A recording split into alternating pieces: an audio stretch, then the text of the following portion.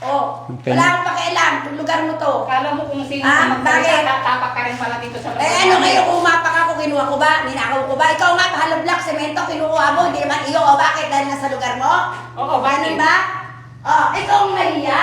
Ikaw ang Bakit? Ay ba yun? Pati ikaw yung nagkaya? Hindi akin yun, pero kahit hindi akin yun. O ba? Ikaw yung nagkaya? Bakit? Nasa lugar mo. Natataktan ka? Kaya binudugas mo. Natataktan ka? Kayo Eh, yun? nasaktan kami mga viewers, mga supporter. O, di ba? Kasi Kayo nga, yung galing yun? Pati kahit yung magkagalit ka? dahil ba kay Daddy Frankie nanakawin mo? Asan yung tiwala na binigay sa inyo ng Daddy Frankie? Asan yung pakikisama na binigay sa inyo ng Daddy Frankie? Nagdori na ako. Alam mo, May pakialam kami. kung makareka ka lang Sinasamantala mo yung tiwala ng Daddy Frankie, kaya ka lahat ng bagay gusto mo nakawin mo. Ay, hindi ay. Ito bahay ni Oliver, gusto mo nakawin mo rin. Bakit perfecto ka ba? Ay, hindi, nakawin mo rin. Yan Kaya nga mukha ko, gusto puro mo retoke. yung diwa. Kasi ugali mo. Sige, yung retoke yung mukha ko, pinakatunayan mo, bigyan kita ng Nagsasalita ka sa $100. Ang bait-bait mo, pero hindi naman pala. Hindi ako mabait. Hindi ko ina-accept na mabait ako. Ikaw lang nagsabi noon. Aliw ako, aliw ko. Aliw ko, mas aliw ako sa'yo. Di ba? Yun lang yun.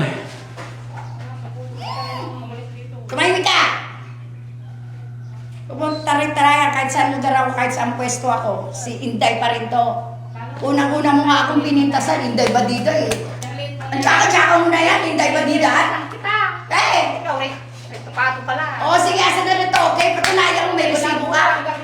O, pati sapatos ko, rito, okay? Pati yung ugali mo, rito. Oo, hindi lahat rito, okay na. Hindi, ang yaman Sige mo na, pala. Nanay Ansing, pasensya na. Punta ka na muna doon sa Sa ganda ko. Punta ka muna doon sa inyo. Hindi ako naibig sa ganda mo. Yung ganda mo niya, puro artificial. Artificial, ano yung natutunaw? Ito, wow. Ansing, may tanong lang ako. Kilala mo ba si Inday Okray? Oh, Daddy Frankie, napapanood ko rin yung kanya, mga video niya. Kala mo kung sinong maka-operate siya, eh, hindi naman siya kaganda. Hindi pala kagandahan eh. Kung malikusta ka, yung magandang-maganda ka, yung pang Miss Beauty Queen ka. Eh kaso ang lit-lit mo na, bandot ka pa. Paano ka magiging beauty queen?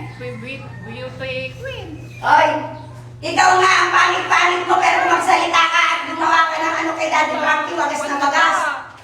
Fry, yung pero- pang na to, walang artificial dito. Tantanan mo ko, walang maganda, walang pangit sa nagsasabi ng totoo. O matapang ka, doon tayo sa husgado. Baliw, doon ka. Matapang ka lang kasi may pera ka. Ay, wala akong pera. Pera. O, magbunot ka, dito buhok, marami. Pero pera wala. Kala mo kung sino. Hindi ako kung sino, nagsasabi lang ako ng totoo. Ganyan ako kapag ka ako nagmahal sa isang tao. Pag mahal mo ang isang tao, dapat hindi mo inaabuso. O, dapat nga mahalin mo sila Daddy Frankie dahil ganun yung pagmamahal kay Oliver eh. Pero anong binabalik mo pag nanakaw? Ay, naku, tumahimik ka. Magdemanda ka na lang. Naniniwala ka sa sabi-sabi. Baka ikaw ang kasuhan ko pag wala kang resibo na ritoke ako. Ay nako, cyber libel ka, paninirang puri yan. Baka di mo alam, may kaso ka na. Sige, maglabas ka na ritoke ako. Kasi paninirang puri yan, pwede kitang kasuhan. Gusto mo ikaw ako magkaso sa'yo? Paninirang puri yan. Yung binibitawan mong salita, may nagsabi na niya sa akin at nakakaso na rin. Pangalawa ka pa lang. Tingnan mo na, hindi lang pala akong nagsabi ng gana. Ikaw nagsabi, sabi mo, lahat sa akin, ritoke. Talaga naman. Hindi ba, maglabas ka ng resibo. Kaya kay Daddy Frankie, pasensya na po kung ikaw ay makasuhan ko. Kakasuhan kita, paninirang puri yan, animal. Ganun lang yun. Huwag mo kong tatawagin ng animal kasi hindi naman ako animal. Animal yan. Ay, Diyos ko. Avatar. Ay. Tarshir. Ikaw ay, anong tawag sa'yo? Unanay? Sabi mo, bansot. Unanay. Unanay. At least unanay, maganda pa rin ako. Ay. Di ba? May asset pa rin naman ako kaysa sa'yo, compare sa'yo. Asan ang asset mo? Sumakay ka na lang sa walis tintin, tapos lumipad ka na. Walang artificial dito. Tara, okay na yun. Uwi. Sakay ka sa walis tintin, tapos lumipad ka na. Okay na. Uwi na muna Bastos tayo. ka talaga. Binabastos mo talaga si Daddy Frankie. Hindi Tara, yan. ma'am. Uwi na Ako, tayo. okay lang eh. Yung Daddy Frankie, nagpapalata kang bastos ka. Tara na, Kung tara. anong pangit mo, hindi pangit ang ugali mo. Sabi mo, artificial ako. Tara. Pangit ka din. Uwi na tayo. Uwi na tayo, balik na lang kami dito. Hindi ko alam na... Ay, na talagang never never ever ending story about you. Ay, may gilit. Oh, yes! Kahit mali English ko. Tara, tara. Yan. Tara, tara. Ka lang ng abroad kahit ganyan, ito naman, pero kung tignan ko lang kung Oy, nakatira ako. Meron ako ditong bahay. Oh, gusto mo kunin kitang maid? Tumahimik ka na. May kaso ka na sa akin. Kasuhan talaga kita. Artificial, retokado, wala kang papel. Oh, hindi mo ako kilala. Bakit retokado? So, cyber libel ka na. Tandaan mo yan. Magaling ka lang sa ganyan. Tara, ma'am. Ayusin mo yung Tara. ugali mo. Pasensya Diba? na.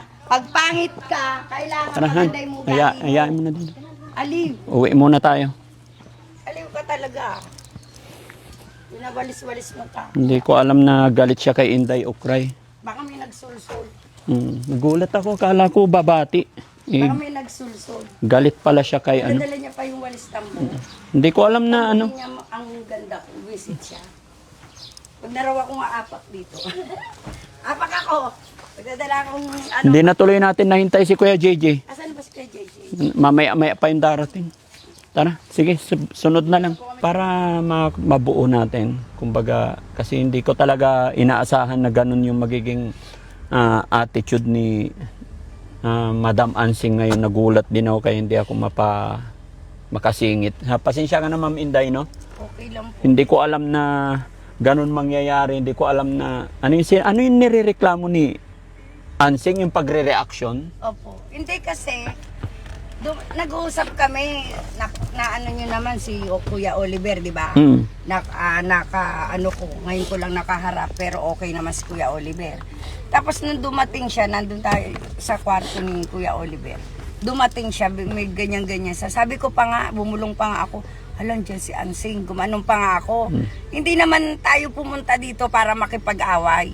Pero kung talagang may galit siya sa akin, una pa lang, sana sinabi niya na, Inday, napapanood kita, pwede ka bang makausap? 'Di ba? Bakit hindi makikipag-usap naman ako ng maayos? Hindi yung siya na nga teritoryo niya kaya niya ako nilulusob. Eh wala siya sa hulog. Tapos sabihin niya pa retoke daw ang mukha ko. Nagbabalat na nga mukha ko, oh. Kakaderma, visit siya. Baka kasuhan ko pa siya, ang tapang niya. Alam niyo guys, wag daw ako aapak sa teritoryo niya. Oh. Sige. Okay, ganun na lang, ma'am. Pasensya ka na. No? Hindi ko talaga inaasahan na ganun mangyayari, mga kababayan.